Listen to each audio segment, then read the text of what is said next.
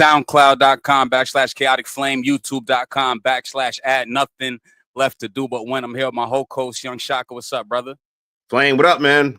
Chilling, man. Ready to get it popping. We good. We out here. We lit. Life's good. All day. All right. And for those who may be looking and see unfamiliar artwork, that is because this is a very, very special episode. This is the Timberlake Fitness interview starring Plainfield's very own Adam Timberlake is in the building. What's good, brother? What is good? What's goody? What's goody? You. Yeah. Thanks for having me. We need sound effect. Yeah, of course. Yeah, definitely. And we're going to get that back, Shock. I promise we are. So I've seen you making waves online for about a year or two now. I see a lot of the content that you put out is fitness based. And I said, you know what? I'm going to reach out to this brother and see if we could get an interview going. So for anyone wondering, that was the foundation of this. And we're going to get into your history, your journey, your trajectory, and everything. This is all about you. Okay. And, all right. So let's just start out with this. Tell me a little bit about Timberlake Fit. Timberlake Fit is, basically my lifestyle, right? My fitness journey, my experience through that, the ups and downs, and applying that to, people who need help, who need to transform their life or stuck at a plateau. And that's basically what it's all about, right? It's about having fun while you're working out and being connected to it and falling in love with yourself again, being confident, doing all those things. So that's the core value of Timberlake Fit, Understood. And second, I guess, what motivated you to get into fitness? What motivated me, I was kind of pushed into it per se, you know what I mean? So growing up, I was playing soccer.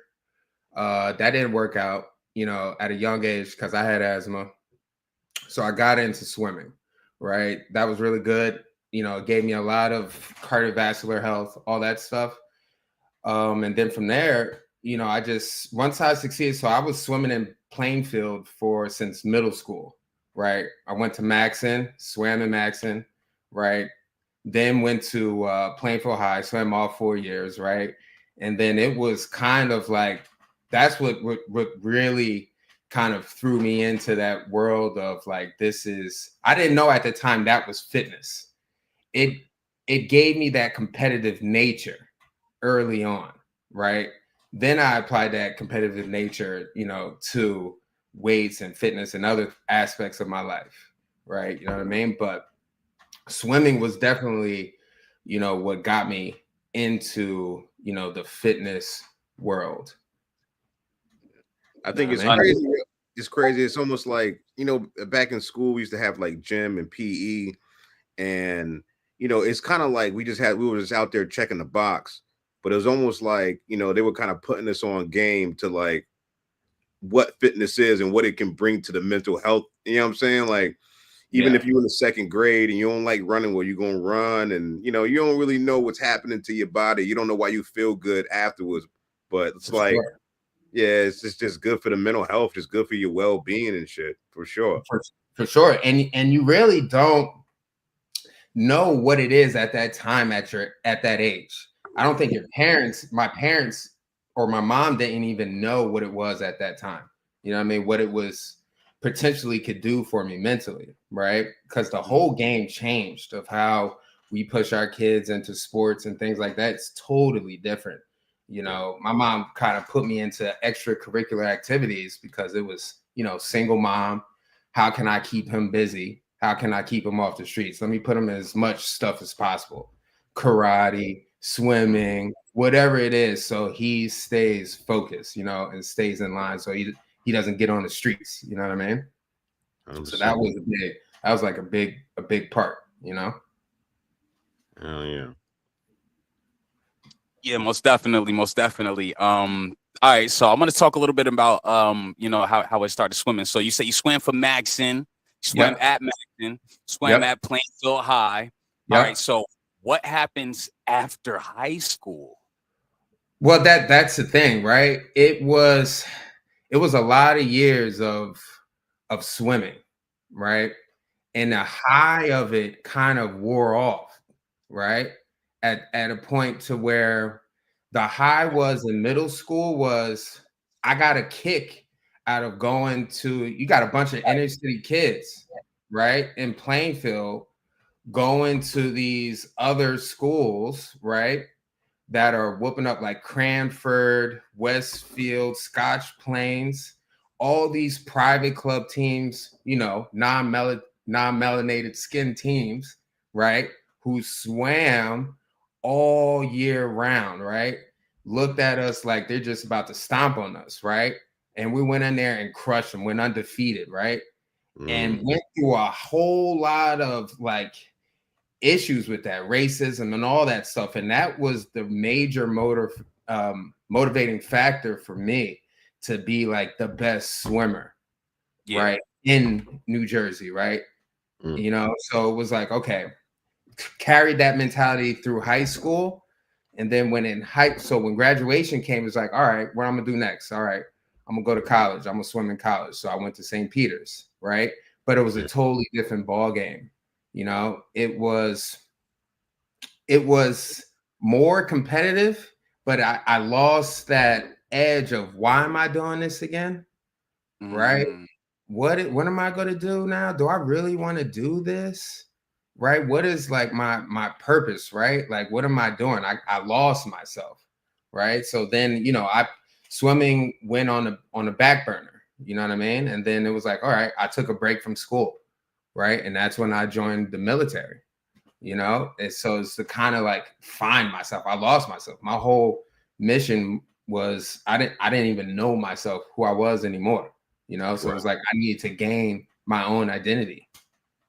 So I got a question. So as far as being in college and kind of like losing the motivation to swim, I guess competitively, is it almost like you had the idea like, well, what am I doing? Like, what's next after college? Is it the Olympics? It was that the mindset like where's what is this? What is this? Is that you know what I mean? It was a lot of self-doubt. Damn, okay. Right.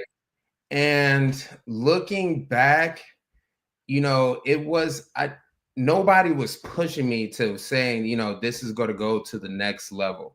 There was no male presence outside of my coach inside the house. So, you know, it was hard for my mom to, you know, looking back, it was hard for my mom to kind of instill that in me to be like, you know, you could take this to the next level if you keep practicing and keep pushing. There was no next. My mom was like, oh, you know, you got to go to school, you know, you got to get a degree and, you know, you got to work, you got to retire, you know, maybe become a cop or a fireman, do something. It was never like, you know what, maybe you are good enough to go to the Olympics, right? And be a leader and do all these things. She didn't think that. She didn't know, right? So it was a lot of doubt, right? And so it was like, all right, I hid in the darkness and I let it consume me. And then I backed out, you know, got scared. And then boom, changed my whole path. Wow, that's heavy. And you said that like, so eventually this lets you going into the military. Correct. All right. Now, don't clown me for this, right? But are there swimming based things that you can do in the military? And did you take that route in the military? I'm sure for sure, right? You know, when I went in there, like I tell you, like I'm competitive, right? Yeah. So when I went in, it was like, oh man, you know what? When I went to MEPS, it was like, what can I do that I could, you know, thrive off this competitive nature? And, you know, they start showing you videos, you take your scores, you know, you're doing everything. You like basically how it compares, like you're watching a Call of Duty video. And I was like, oh, I want to be that dude that jumps out the helicopter. I want to do this, you know, I want to crawl through the grass and do all types of crazy stuff, not knowing you're about to go to the desert, right? So it's like, all right, all right, cool. Let me start. I want to do that job. So, you know, once I hit basic training and I was talking to a lot of the drill sergeants and things like that, it was you know, they had this vision in me, kind of hyped me up, and were like, you know, we see you as a leader. You're gonna have your stories. You're gonna do this, X, Y, Z, and if you keep your head straight, this is it. This is gonna be your future, X, Y, Z. And I'm like, yo, I want to be the best. What's this? Green Berets? I could go to jump school. I could do all this training. Hell yeah, let me do it. I want to do it. Right? Sign me up. How? I got to run fast. Cool. I got to be strong. Cool. I want to sign up. Right? Right. So everything was all good with that. Right. You know what I mean? So by the time I took the test to try to go into like to be special forces or that Green Beret stuff, you know what I mean? To go to Ranger school, it was like, all right, I had all the physical capabilities, but the mental wasn't there. Right. So I didn't get in. Right. So it was like stuck in my MOS and things like that. But to answer your question, there are lots of things you can do in there, I guess, with a swimming background. You know, it was totally different world, you know. It's a regular world, but just behind base, you know. It's its own culture. It's crazy. The most racism I ever felt was over there, not in base. That was crazy. It was crazy, but it was a good time. Yeah, that's spot on. He was like, yeah, it's the real world, but it's like it's not something else. It's something else. Something fucking else, man. It's something else for real. Straight up. Shit. Yeah. All right. So let's talk a little bit about how your time in the military may have impacted your transition from, you know, swimming into fitness. Because I'm pretty sure they had you going crazy in the military with the workout regimen, the routine, the discipline you probably gained. Can you speak a little bit to that? Oh yeah, for sure. Like they were right in the aspect of it breaks you down, right?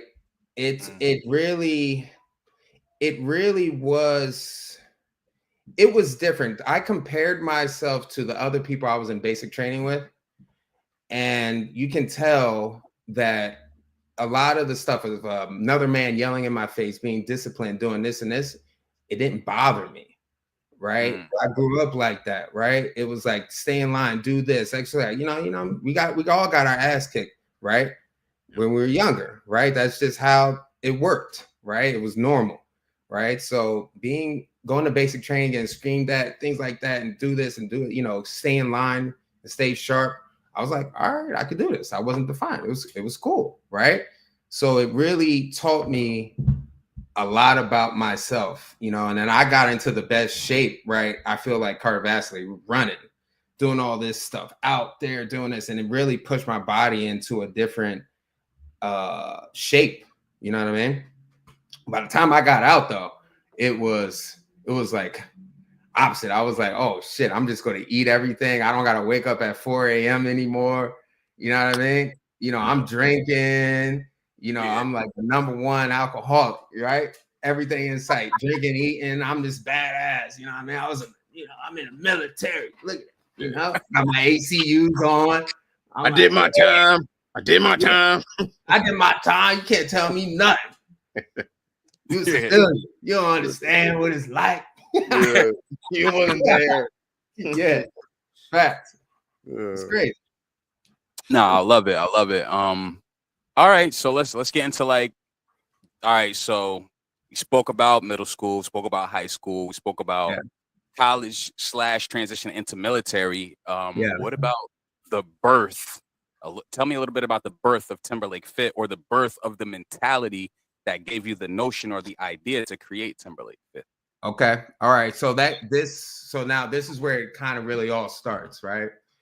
I got out, you know, so getting out of the military was like, it was a tough decision because, you know, I got a call. My mom called me. She just got diagnosed with cancer, right? On top of that, too, the female I was dating at the time was pregnant, right? So I was having a baby. Mom got sick. I'm in Texas. What I'm gonna do? This is all happening back in New Jersey, Plainfield, right? So I'm like, damn. All right, I gotta go back home. Go back home. Choose not to re-enlist, right? Mom gets sick, right? So now I'm living back at home. I go from, you know, living on my own, right, to now living back at home, taking care of my mom, right? So doing that, now it's like, all right, what I'm gonna do for work, right? You know, what's gonna happen, right? So now I'm doing security. I'm working downtown Plainfield at a sneaker store, right? I'm doing all types of stuff, you know what I mean? To try to make ends meet, right? So while doing that, it just completely snowballed into a different version of Adam, right? It turned into now, you know, since I'm doing late nights doing security at the club, now I'm in a club life, right? I'm drinking, I'm hanging out, right? In the daytime, you know what I mean? I'm working at a sneaker store. My whole lifestyle changed, right? And on top of that, you're trying to balance. Now I got a newborn too, right? And at the time, it was like a crazy relationship, right? With you know, my daughter's mom, right? So it was very just a wild time. So a lot of depression kicked in. So not knowing it's depression because I'm masking it with alcohol, right? And other things, right? And so while doing that, I'm masking it with alcohol and food, right? So boom, blew up 350 pounds. Wow. Didn't even know. Right? Didn't even know. Didn't even know, right? Mom got a little bit better, right? She had a double mastectomy. She was going through some stuff. You know, I moved out, you know, still stayed in Plainfield to stay close. And then she got diagnosed again, right? So this is the second time we're going through this, right? So now I'm still in denial, right, of what's happening, what's going on. I'm still coping with, you know, all types of stuff, right? It doesn't matter, right? Either going out, I'm coping with women, alcohol, clubs, you know, strip clubs, having fun, partying, whatever, right? Hanging out with my boys, right? Doing at the time, having no real support, right? But just numbing myself the best way possible to deal with what's going on, with the possibility that shit, I may lose my mom. So how can I do this, right? This woman's been raising me my whole life. This can't be real life, right? I need to block this out. Still losing myself. And then, you know, it just so happened just one day, it was like, boom. One of my friends that I was on the swim team with sees me one day, looks at me like, and it's like, Adam, that's you? And I'm like, yo, shit, what's up? Oh, shit, yo, what's going on? He's like, yo, I haven't seen you. What's going on? Damn, boy, you got fat as fuck. Oh, shit. Keep it, you know, I mean, 100 with you, right? Right? They go be straight up. That's how you know you're real friends. You know, if you got friends that never tell you the truth, right? Those ain't good friends. Be straight up. That ain't your friend, right? So he's like, he looked at me, he's like, dog, what the fuck happened, bro? You fat. He's like, you know what I mean? Like, what, you used to be the man. You was an athlete. You was doing this, doing that. Right? What happened? All right. Right? So he saw me. He was into mixed martial arts, right? He brought me down to the gym and just started boxing and kickboxing and doing all this stuff. And I got an itch for it. It brought something back out of me, the competitive nature. There it is. Yes. Right? That competitive nature came back all of a sudden, like, oh, that dog. I got that dog in me, right? Like, oh, I like this, right? So I have a very addictive personality, right? So it can go one or two ways, right?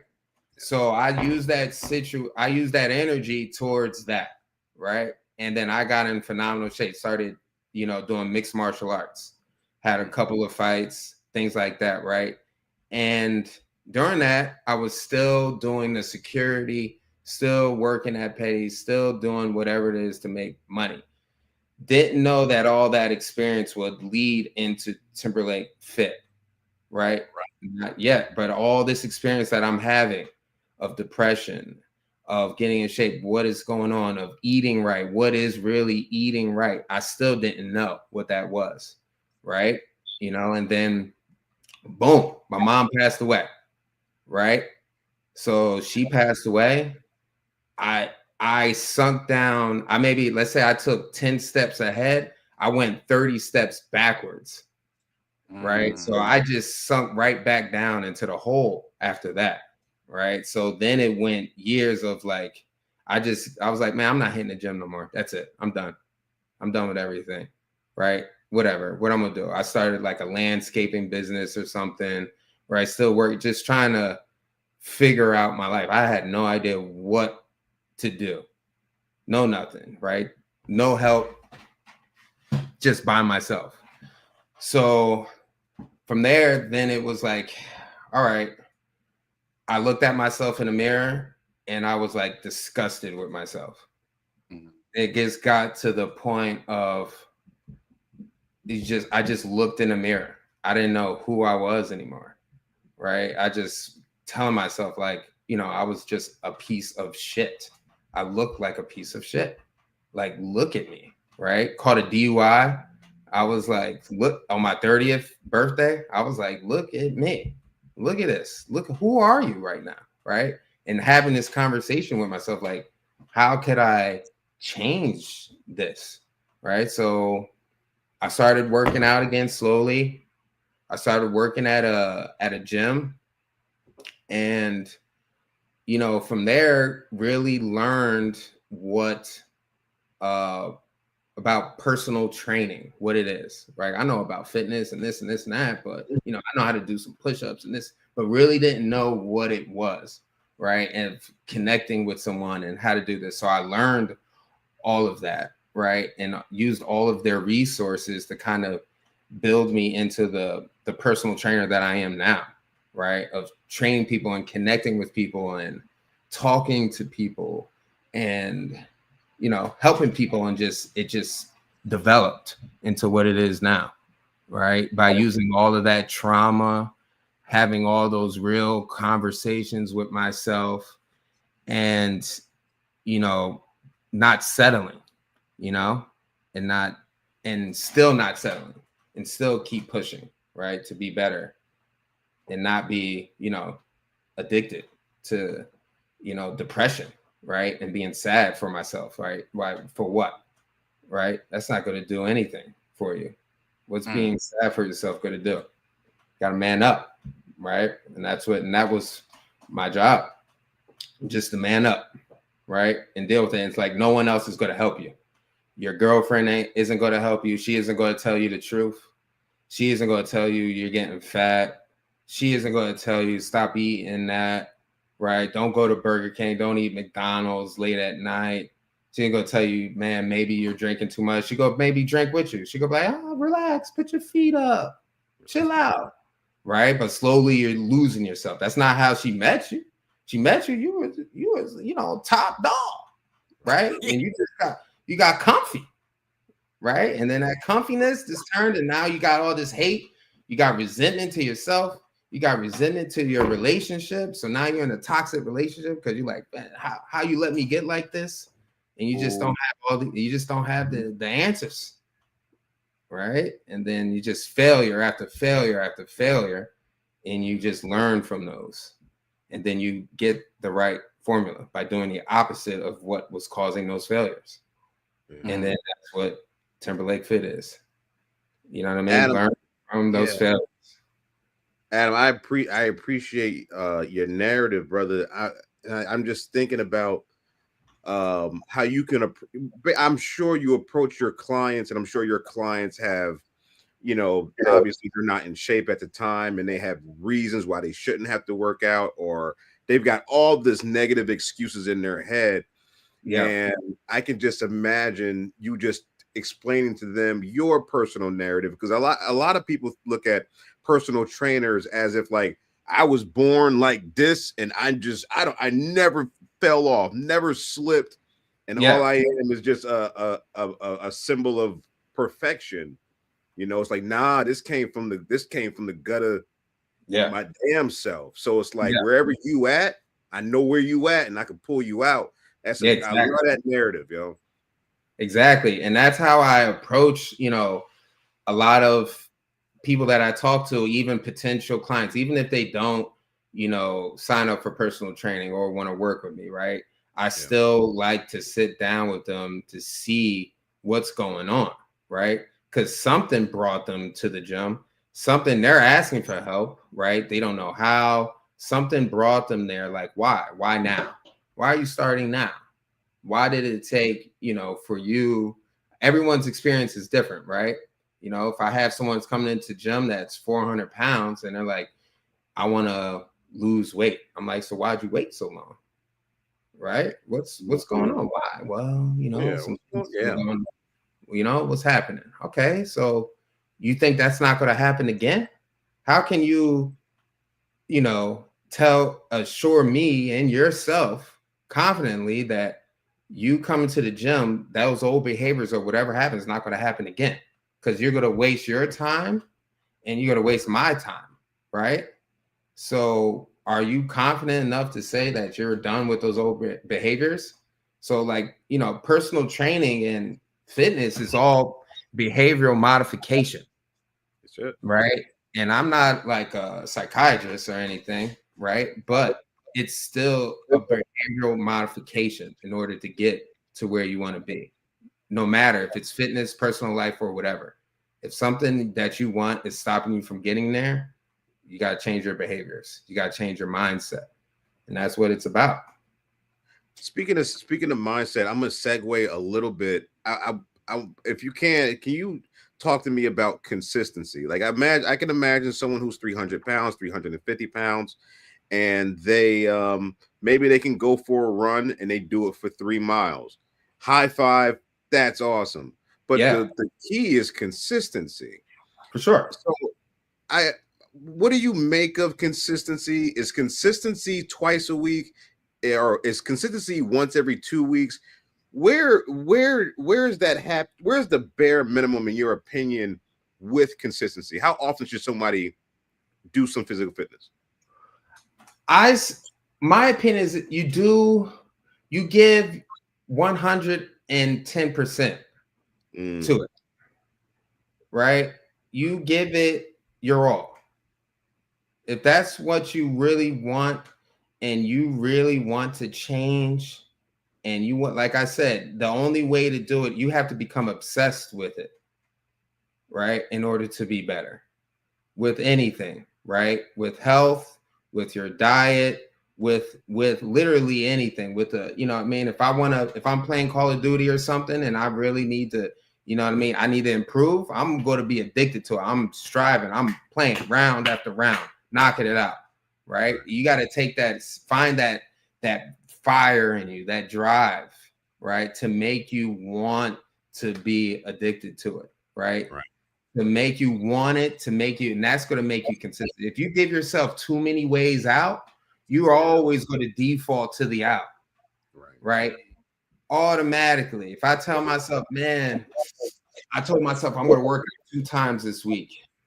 You know what? I could work out right now, but fuck it. I'll wait. You gave yourself an out. Why not?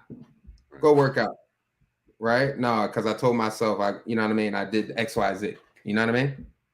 Right. So you have to just lock it down. How bad do you want it? That's what it boils down to. And how often, what's realistic to you? Is it your number one priority? Right? If it's not, then you got to be realistic with yourself. And that's why it's different for every person, Understood. And if I could, I want to just kind of talk about, well, how important is having a strict, healthy diet when it comes to, training or getting in shape or fitness? How important is it to maintain a healthy diet? Oh, it's very important, right? You always have to, like they say, it's true. It's 80% diet, 20% physical, right? It's all in the kitchen. You're in the gym for an hour. How many hours in a day you're away from the gym, right? How many hours you sitting down? You're sedentary. Your body's not moving. It's going to slowly dying like that. You're not drinking water, right? Right. What are we doing? What are you doing? Right? So diet is very important. You know what I mean? I see you hiding that. He's like, let me Sort of that. Yeah. What you got? What are you doing? What are you doing? You saw he had a Coke. Oh, 7-Up. You motherfucker. Yeah. Not with Adam on the pod. Yeah. Saw that too. I'm like, what? He's like, He's like, you ain't drinking water. If I could, what you said resonated with me because I work in logistics. I literally sit down for 8 hours a day. Like I sit down, and what you said just resonated. And I'm like, damn, I don't drink water. I like both the things you just said just resonated with me. So I'm like, let me just move this soda out the way. Yeah, you got and I like to say, like, you got plants, I got plants. I water my plants. Why you don't water yourself the same way you do those plants? Oh shit! Why you don't go out and get sunlight? Oh, I gotta move my plant. I gotta get a sun. Why don't you go outside and get some sun? Right? I ain't gonna lie, yo. I kind of had a what the fuck moment about a year ago. I was playing 2K. Yeah, and I was in there working out my avatar so he could be stronger for basketball games. And I kind of realized I think I'm losing my fucking mind. Because I haven't worked out in months. But I'm like, I'm literally working out my avatar in a gym. And I was like, it's weird. You know what I'm saying? But nah, I understand that completely, dog. It's you're like, I'm working out my avatar in the gym and I'm not hitting the gym. Yo, what's up? What is this? What is this? Yeah. You know what I mean? We're just plugged up. You saw how bad do you want it? Yeah, it was almost like the sickness of the mind kind of thing. Like, I mean, but it goes down. If you're happy with yourself, that's all that matters at the end of the day. Right? Are you happy with yourself? Can you, when it comes to like fitness and health, are you healthy? Are you like, come on, 75% of Americans are obese. Yeah. Come on. Majority of that is in the African American community, in the Spanish community. Yeah. So why is it why are we obese and our white counterparts not? Why? Right. You know what I mean? So those are a lot of questions and things that I realized and opportunity that I've had going through my, personal training career, this training career that I have is to see, especially when I'm, training a different demographic of people and jumping from both to both to see the difference and me being there and I register it and I'm like, oh, this, I never, damn, all right, they're making it a priority, right? Damn, these kids now are scanning foods. I can't eat this. This is way too bad for me. I wasn't doing that in high school. Right. But you know what I mean? Other schools, you don't see what the food they're serving and how they're eating. Very different. Right. So it's trying to break out those chains, right? And change, because a lot of this stuff is built into us, right? And we gotta change it. And that's the dream, right? To change the narrative, especially for us, You're right. So as far as nutrition goes, I mean, this might be an impossible question, but I'm just spitballing. How would you explain to a new client who is maybe doesn't have a lot of money and they frequent McDonald's or they get their food from 7-Up or Wawa's? Is there any way somebody can navigate going to McDonald's or going to Wawa's and still maybe hitting their protein goals, getting something low in calories, something, is there any type of I don't know, secrets to the sauce, or is it all pretty much bad? It's all pretty much bad, right? And if someone tells me they go to McDonald's and do all that stuff, they let me know they got McDonald's money, especially in today's economy. It ain't cheap.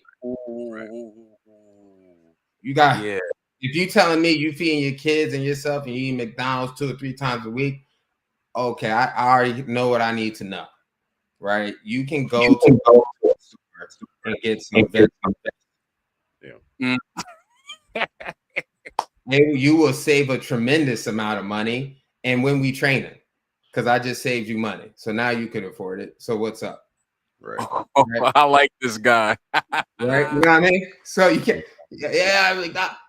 What? How much is McDonald's meal? About $13 a head. About 13 a head. Exactly. How much for a pack of grilled chicken or a chicken breast? $6? 7, 8. 7. Yeah. Easy. Yeah.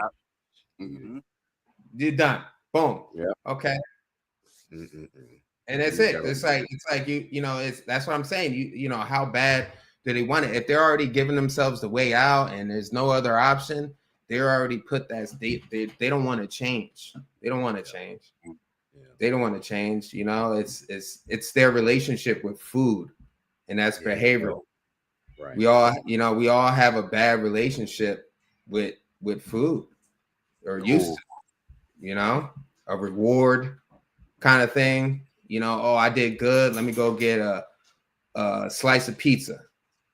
I could eat this. I passed the test. My son passed the test, got straight A's. I'm gonna bake a cake. Right? they grow up like that. Everything they do good in life, they want a cake now. Yeah. And now they're 500 pounds and don't know how they got there. Right. Wow. Amazing. Right? And so that's kind of how talking to clients and people, you kind of see how everyone grew up or how they get to the problems that they have, right? Let it be injuries or everything, but that's just the diet part of it. You know what I mean? Hey, yo, Adam, speaking of the diet part and like behavioral, it seems like Ozempic and different medications like it have attempted to bypass the behavioral threshold that people that make this transformation have to do, right? And it's like there's so many life lessons that come from being overweight or kind of being unhealthy and going to be being healthy, that Ozempic is kind of just pushing aside, basically like you're simulating it. And personally, I'm not knocking nobody. Guy, what's going on in America? I'm not knocking nobody's business, but I just feel like there's a journey to be had. There's a life to be had getting to where you need to go physically. I don't know. It kind of rubs me the wrong way. I don't know. What you make of it, man? Of what? Of the GLP-1 or the Ozempics and stuff like that? All that. Yes. Yeah. Mm-hmm. I mean, it was a diabetic drug, right? I think it was, right? You know, it was for people with diabetes, right? Great, perfect. You know, then they realized, you know, oh wow, you know, people could lose weight off of this. It's the magic pill, and this is what every American has been waiting for, right? To have a magic pill to make them lose weight, and that's exactly what you do. You go to lose weight, and that's how you go look. You go look like you lost weight. You go look like you lost weight. You know, yo, that ass. I remember the first person I saw somebody for the first person like who got on Ozempic and they lost so much weight. I was like, dog, are you okay? Are you sick? Like, you know what I mean? Like it looks crazy. It looks crazy. So I'm not a fan of it because I think everyone that's on it, and I'm like, it's cosmetic now. And I'm like, what is it teaching you? I'm like, it's teaching you to put the fork down. So why not? So why did it take a drug to tell you to put the fork down and then you lose weight? That's what Oprah was saying. Oprah was saying like she don't think about food no more. Like it's almost like something chemical. Yeah. It's that always full satisfaction. You get that pleasure that you get from feeling full is in there. So now that pleasure sensor is like, oh, I'm satisfied. There's no reason for me to eat.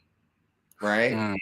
And so that's what it does. Right. You know what I mean? So it helps for people with addictions. All right. Which they're trying to, which they're finding out. People aren't drinking, right? Drugs or whatever when they're taking those GLP-1 shots. Right. So I can see two sides to it. But when it comes into a cosmetic thing and you got to lose 20 pounds and then the person is deciding not to go to the gym, but to take shots. just to look like a deflated balloon is crazy to me, yo. Oh right? man. Yeah. Now, if I could, even though the GLP-1 shots are not dietary supplements, is there anything that you would green light? You know, without saying any specific brands, are there any types of dietary supplements that you know, that you would okay? B12 vitamins, your B vitamins, right? I mean, if it depends, right? Because you can get all your vitamins and stuff if you have a good balanced diet, right? And you're eating enough protein and your veggies, you kind of don't really need, you don't need supplements, right? You know, supplements are very, it's, I don't even think your body absorbs half the stuff that's inside these pills, right? You just, it comes right out the body, right? So a lot of this stuff is all scams, you know, but supplements wise, I know personally, I don't eat enough veggies. So I do like these powdered greens that has like, you know, 2 servings of greens. And I do that in the morning, right? Just to ensure that I get all that, you know, all those stuff, alkaline and all that stuff in the system. You know what I mean? And then drink my water. But other than that, right, then your greens and B12 vitamins, that's it. Those are the only supplements you need. For real. Yeah. That's all our ancestors needed, right? I mean, they didn't even need nothing. They was in great shape. Yo, I ain't gonna lie, bro. You're like full of quotables. You articulate yourself very well. You're very good at speaking. Your clients must love you. Your clients must really love you, bro. I ain't gonna lie, bro. I hope shit. This means shit. They get they keep paying my ass, right? They All right. So how about this? Are there any preconceived notions associated with personal trainers that you kind of had to fight against or deal with? Well, you got to think there's a lot of shitty trainers. Yeah, that's what I was trying to say. Right, and you got trainers that just out it just to get some skins, right? And it's a good way to meet people and things like that. You know what I mean? Right? Yo, he's laughing. He like, yo, I keep it 100. I ain't yeah, 100%. Right? Because you know, you get caught up and they're like, oh, you must be around a lot of, you know, good-looking women and this and that. You know what I mean? Like I'm not in it, you know, for that, but I guess I could see your point of view, right? You know what I mean? But from a business standpoint, you don't want to mix that, right? Right? Something goes bad, your business is going down the tube. Half the time, you know, if you're dealing with certain housewives, things like that, who's paying for that? Not them. Got it. Wow, what a heavy point. That was right. Heavy. So if you mess that up, you're not feeding yourself. That's gonna get, and you're done. Your career, your personal training career is over after that. One Yelp review, and you was a rat. Yep. Oh yeah. Oh, he tried to fuck my wife. Oh, okay. Boom. I'm gonna hire this guy. It's a rat. You're done. You're cooked. Done. Cooked. So yes, extremely important to maintain professionalism amongst clients. But yeah, for sure. You know, yeah. There's just some preconceived notions that come associated with personal training. So I just wanted to speak to you about that. I mean, I guess it's always like that. They always compare us to like nurses. You know what I mean? And like, oh, don't date a trainer. You know, things like that. And I guess it comes down to like, you know, what do you say that if the person you're dealing with has some type of insecurities, right? At the end of the day, right? You know what I mean? But as long as you're upfront, you keep it, you know, professional with your clients, you know, and if, you know, there may be times too, I've had times where clients get unprofessional, right? And so then you got to make that choice, right? You got to be like, yo, listen, this is like this. If it's not like this, I can't train you anymore. I fire clients, right? It works both ways. You know what I mean? You got to respect me. I respect you. You know, simple like that. Yeah. And all right. So for someone that wants to start training, or just to start getting in shape, they want to take their fitness journey, would you recommend like the dietary aspect to be the first thing that they examine? The first thing that's starting out that wants to do personal training or become a trainer. No, that wants to do personal training. That would like to. The first thing I have them look at is why. I ask them a bunch of why. The first thing that everyone comes to me is, oh, they either want to lose some weight or they use words like tone, right? Or things like that, right? And at the moment I hear that, I already know where they're at, right? And I'm like, why? What's going on? Well, they either go, well, back in high school, I was this, I look like this. I want to look like that again. I'm like, all right, why? Why? Someone said you didn't look like what's going on? What's pushing you now? Is there a timeline? Oh, you got a wedding coming up. You want to lose a couple pounds. Got it. Okay, you want to fit in that dress. All right, now we're getting really down of her commitment level. This is where I gauge their commitment level, right? They have a goal is, let's say, wedding in 3 months. They want to fit into a dress. So I know after that wedding or they get down to the weight, they're done, right? This is just short term for them, right? So now, all right, you got short term goals. There are no long term goals, right? So they never thought about the long term. So this is where you gauge if I want to train them or not. You know what I mean? Are they going to, they don't take it seriously. This is just for cosmetic purposes only, right? This isn't for health and wellness. And that's how I base it. So I ask them why. And then if depending on how serious they are, then, that's how the tempo we go with the training. Understood. Now, would you say a lot of our people in our subgroup would come to you with more short-term goals? It varies, right? And that's where age comes into play, right? A lot of people like to start when they're already tried everything, and it's like I want to make a change in my life, right? But a lot of people, I guess, in our community, it's very short term, very short term.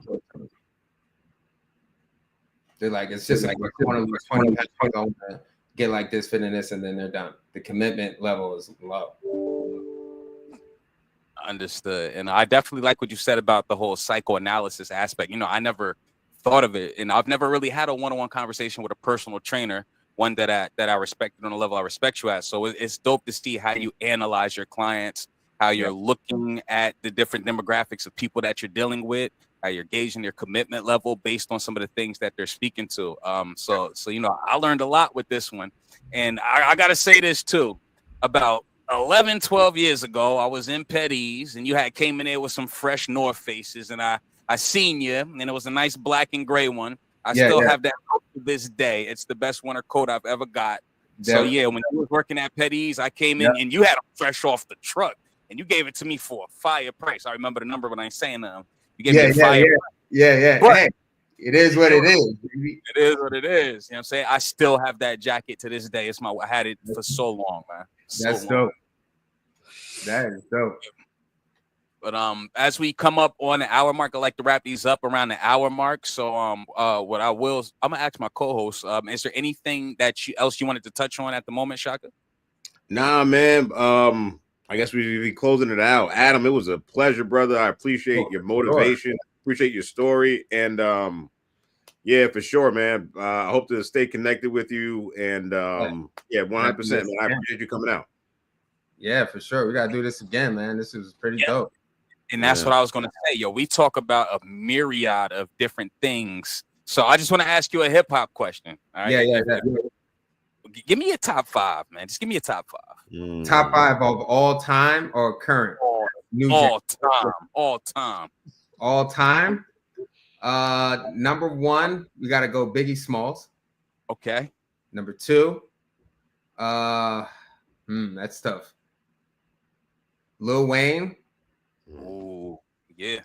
3, I'm going Jay-Z. 4, I'll go Eminem. All right. 5 in my top 5. This is controversial, but I gotta go Cameron. Whoa, yeah, that's a curveball. Curveball. Cam was hot. Can't say he wasn't. I can't. Listen. When it came the mixtape game, Dipset. Yeah. What BET basement? Yeah. Oh, in yeah. that booth. Stop. Yeah, with Big Figure. Yeah. Still to this day, don't let me put on YouTube right now. Right? Cam in that basement, right? Yeah. I remember that. I really mean it beat. Like I never heard nothing like that before. Like it was just I just never heard. It was like, yo, this dude got his bars for days. Yeah. I mean, it's like revisionist history, but it was almost like, yo, Cam of 50, because it was Dipset and G Unit and the Lots. They were both born. It was all three of them was like Who Run New York, and that was huge, yo. It's like I can put, I put Cam, who I put in that category with like Jada Kiss. I'll put like Joel Santana right in there with him. And at that time too, I could put Cassidy in there too. They were all in that like mashup, because Cassidy was a problem, right? Absolutely. Right. When it came to those like freestyles and him being a battle rapper, that was like, come on, y'all. That was crazy. That was nothing like that. That was good times. Those are good times. You know, we're getting another Lil Wayne album next month. Ooh, yeah. Yeah, the Carter 6. Ooh, that's gonna be fire. Carter 6. You think it's gonna be fire? I think it is. I think we need some new rap. I think after this Kendrick and Drake thing, and we haven't had a Hove in a while. I mean, Lil Wayne is one of our, you know what I mean? He's in our Mount Rushmores, you know what I mean? So when he show up, you know what I mean? And obviously Kanye tripping. So, you know what I mean? Yay, my man, yay. Yeah, yo, oh yay. I mean, listen, I don't know what's going on with that. I don't know. I don't know what's I don't know either. He been going crazy, man. But in my opinion, besides all the extra crazy stuff he doing, I feel like Kanye West was one of the greatest things that ever happened to hip hop, bro. In my opinion. Oh yeah, producer. Oh come on now. Yeah. I listen to a Kanye track like every day, yo, and it hurts my feelings. And I wonder if you know. Yeah. Fire. The beats are crazy. Fire. Yeah. I definitely rock with it. But yeah, man, we're definitely gonna have you on a platform. We talk about a myriad of different topics, mainly relationships, finance, parenting. Now we have a fitness guru in the building. And how can people get in contact with you, good brother? You can follow me on Instagram, Adam Runs New Jersey. Right. I'm on TikTok too. Same handle, Adam Runs New Jersey. I'll shoot me a message on there, whatever. You can get it popping. My website is getting remade, but the name of that website is timberlakefitness.com. Yeah. All right. And then, that's how you kind of get in contact with me, Then we get it popping from there. Figure out what's up. Help you to your goals, whatever goal that may be. Yeah, man. Well, it's been an honor. I really enjoyed this, man. I feel like you speak very well, bro. I'm surprised you just don't have your own podcast, your own show. I'm surprised, bro. You're very, very good at conversing. You are. Oh, shit. Thank you, brother. Thank you. Yeah, man. Well, I appreciate you for being on. I'm gonna close out the show with Shock, ladies and gentlemen. This has been the Adam Timberlake Fitness interview. Glad we got it done. He will be back on a platform for sure. Appreciate you, brother. Thank you so much for joining us. Enjoy, y'all. Yeah, that was a good one. That was a good one. It was a good one. It was a good one. Yeah, man. But I appreciate you as well. I know that the Knicks are on, so we up out of here because that's right. The Knicks is playing. Bing bong, let's go. Yeah. I'm gonna close this one out. I appreciate y'all. Nothing left to do but win. Timberlake Fitness interview. Signing out. Peace.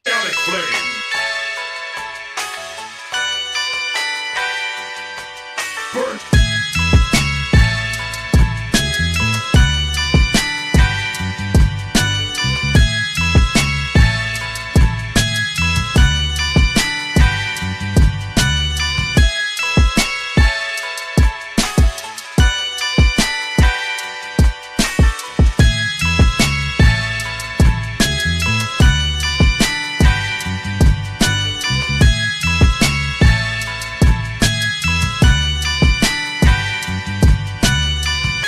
flame.